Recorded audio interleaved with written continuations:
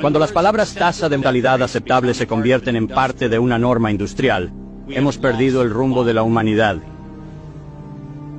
Y no son palabras mías. Esas fueron las palabras de la Organización Mundial de la Salud y de Pfizer y de Moderna, cuando se les dio la autorización para iniciar el proceso de matar a seres humanos con el fin de alcanzar sus objetivos. Se trata de un cártel criminal. Estamos actuando como si la Organización Mundial de la Salud tuviera algún beneficio significativo o favorable que no podemos entender completamente o que no es evidente a simple vista. Pues bien, voy a decirles que desde su formación en 1940, la Organización Mundial de la Salud no ha sido más que un cártel criminal que tiene una única y singular intención. Y les voy a mostrar el documento que prueba lo que estoy diciendo. Esto no es una alegación. Esto es demostrable por sus propias palabras escritas por sus propias manos. Y utilizan un proceso de 4 pasos para ejecutar cada uno de sus nefastos planes. Empiezan planeando un ejercicio, luego se dedican a financiar ese ejercicio, luego crean la justificación de lo que van a hacer, y luego lo despliegan y se benefician de ello. Y en violación de la sección 19 del Código 15 de Estados Unidos, que casualmente comenzó con la ley antimonopolio de Clayton en 1913, el mismo año que los precursores de la Organización Mundial de la Salud, también comenzaron en Estados Unidos. Así que es fascinante que se aprobara la ley Clayton en 1913 y que a su vez se pusiera en marcha la conspiración criminal que ahora llamamos la Organización Mundial de la Salud, 110 años después.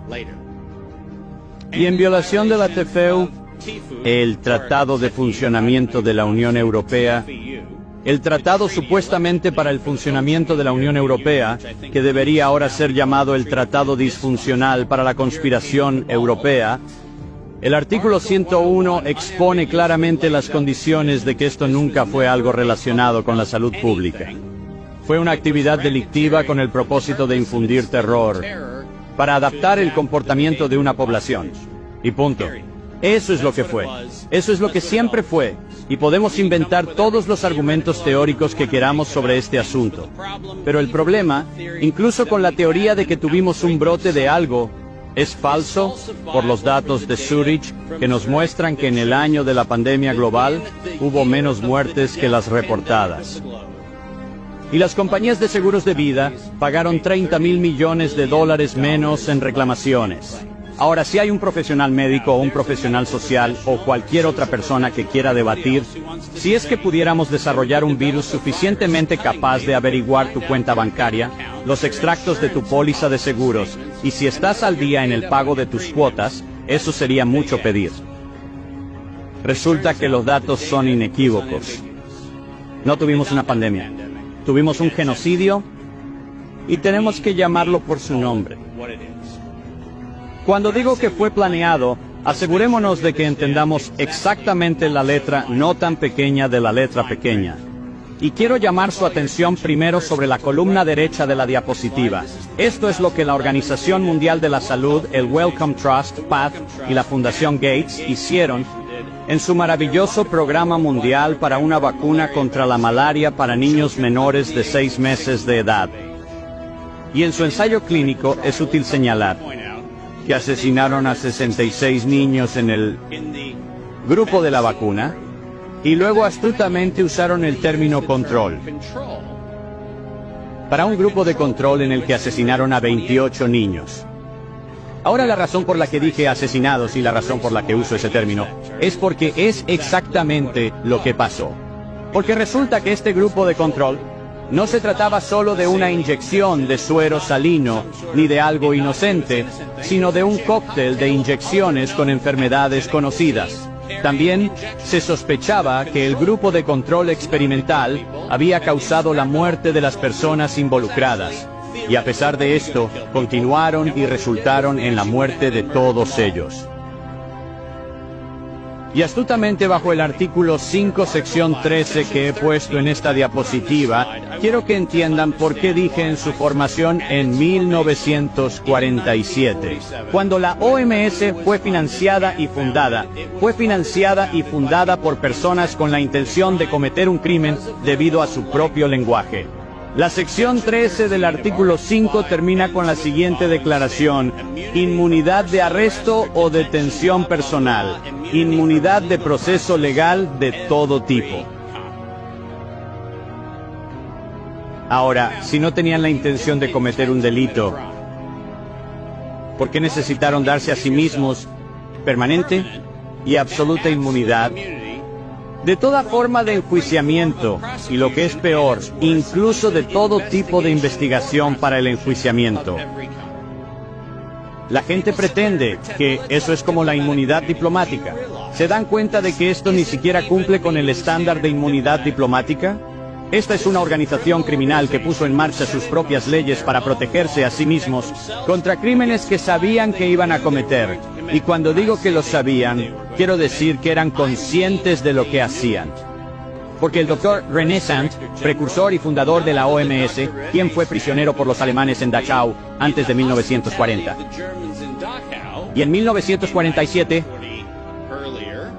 misteriosamente junto a la gran organización Rockefeller, fue financiado para fundar la Organización Mundial de la Salud. Y en 5 cortos años, René Sant decidió autorizar por escrito el verdadero propósito de la OMS, por el entonces director general Dr. Brock Chisholm, que abogaba por el control de la población como objetivo principal. ¿A alguien le suena esto como salud pública? Esto no es salud pública. Se trata del avance del mismo programa genocida que comenzó con la financiación por parte de la Fundación Carnegie de la Oficina de Eugenesia de Cold Spring Labs en Estados Unidos en 1913 bajo la filantropía de Andrew Carnegie. Gente, dejen de engañarse. Debatimos las hojas del árbol de lo que llamamos esta cosa pandémica, pero no vamos a la raíz.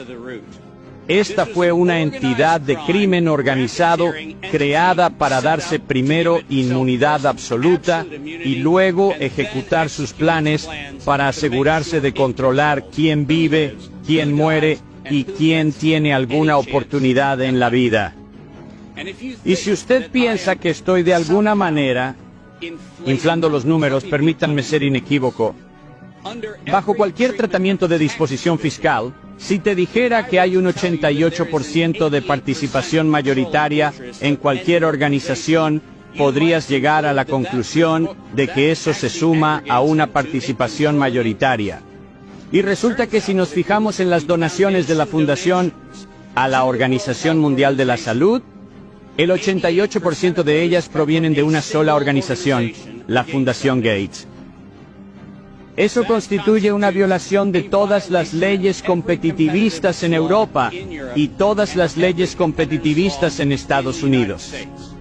Esto es absolutamente no solo una donación independiente, caritativamente financiado, pero lo más importante, en virtud de las leyes fiscales en ambos lados del Atlántico, esto constituye donaciones dirigidas que específicamente están prohibidas y no tienen cabida en ninguna parte de los estatutos de la Organización Mundial de la Salud ni de ninguna de las organizaciones afiliadas a la ONU. Cuando digo que esto es un crimen, quiero decir que es un delito fiscal, un delito de extorsión, un delito de lavado de dinero y ahora un delito que conduce al asesinato y al terrorismo global. Lo segundo que les dije es que, después de que lo planean, es que lo financian. ¿Y por qué no utilizamos el lenguaje de los criminales con sus propias palabras? Porque es la mejor manera de decirlo.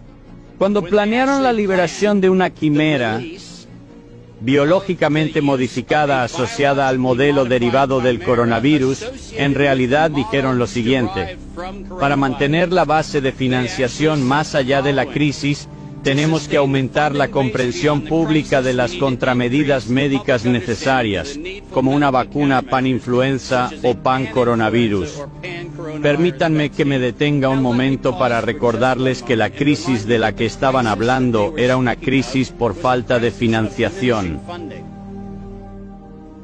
No había crisis sanitaria. La crisis fue que sus fondos estaban empezando a agotarse. Esa es la crisis. Y sigamos leyendo. Un factor clave son los medios de comunicación y la economía seguirá la histeria mediática. Tenemos que utilizar la histeria mediática a nuestro favor para llegar a los verdaderos problemas. Los inversores responderán si ven beneficios al final del proceso. Esa es oficialmente la declaración del grupo conspirativo, que por aquel entonces era la década de las vacunas puesta en marcha en 2011 por la Junta Mundial de Vigilancia de la Preparación de la Organización Mundial de la Salud. Y esa fue la base de la financiación de la asociación de Peter Daszak con la producción quimérica de patógenos tanto en Carolina del Norte como en Wuhan. Así que no me digas que tenemos que hacer una investigación sobre el origen de este virus. Los criminales lo han admitido con sus propias palabras. Y llegamos al interesante tema que nadie en el Congreso está dispuesto a abordar, que es el elefante en la habitación.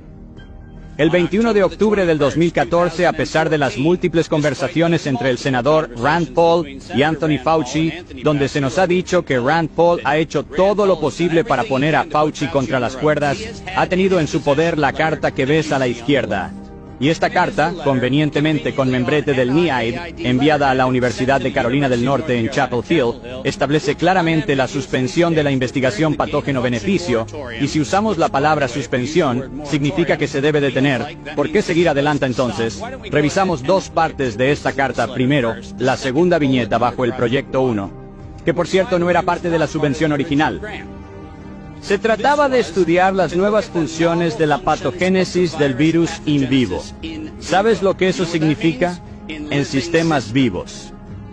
La subvención se suponía que era para simulaciones clínicas y modelos, pero esta subvención fue modificada con esta carta para decir que íbamos a autorizar la investigación del patógeno beneficio durante la suspensión en sistemas vivos. Y luego nos sorprende el último párrafo de esta carta que convenientemente dice: como su subvención está actualmente financiada, esta pausa es voluntaria.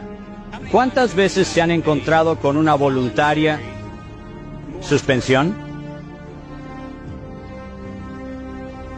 Y lo mejor de todo es que si nos fijamos en la última línea, o continuar llevando a cabo la investigación aplicable del patógeno beneficio hasta el final del periodo del presupuesto activo actual. Pero aquí viene el problema. ¿Sabes quién suministra el presupuesto? ¿El plazo indefinido? ¿La cantidad ilimitada? El contrato de DARPA y de la NIH. No es cómodo tener un proyecto financiado perpetuamente que tiene que parar cuando se acaba el dinero, cuando descubres que no hay ningún punto en el que se acabe el dinero, porque no hay final para la cosa que no tiene final. Y para que no pienses que estoy haciendo una alegación, que no lo estoy haciendo una acusación. Que quede claro, y hay una gran diferencia. No estoy alegando nada. En realidad se tomaron la molestia de decirnos que iba a ser el virus Wuhan el que nos iba a afectar. Como ven en la parte derecha de la pantalla, publicado el 24 de marzo del año 2016, el virus 1 similar al SARS del Instituto de Virología de Wuhan, y cito, está listo para surgir en humanos. ¿Te parece que estamos sorprendidos de que algo en Wuhan se descontrolara un poco en diciembre del 2019? ¿O parece como si nos dijeran volteen a mirar a Wuhan? Y miren lo que hemos estado haciendo para manipular el coronavirus en Wuhan y en la Universidad de Carolina del Norte, Chapel Hill. Y he aquí, vamos a continuar y que estamos listos para liberarlo en el 2016. Y entonces lo crearon. Ahora todos ustedes saben que soy criticado mundialmente por usar el término guerra biológica. Lo hago porque estoy acreditado para hacerlo. Resulta que fui para el gobierno de los Estados Unidos a principios del 2000 y finales de los 90 una persona que fue enviada por todo el mundo para examinar la proliferación de armas biológicas y químicas. Estoy muy familiarizado con la definición de lo que es un agente de guerra biológica en el Código Penal de violaciones de armas biológicas y químicas, y por lo tanto mi evaluación es de hecho profesional y correcta. Y la razón de ello es que soy la persona con credenciales para hacer esa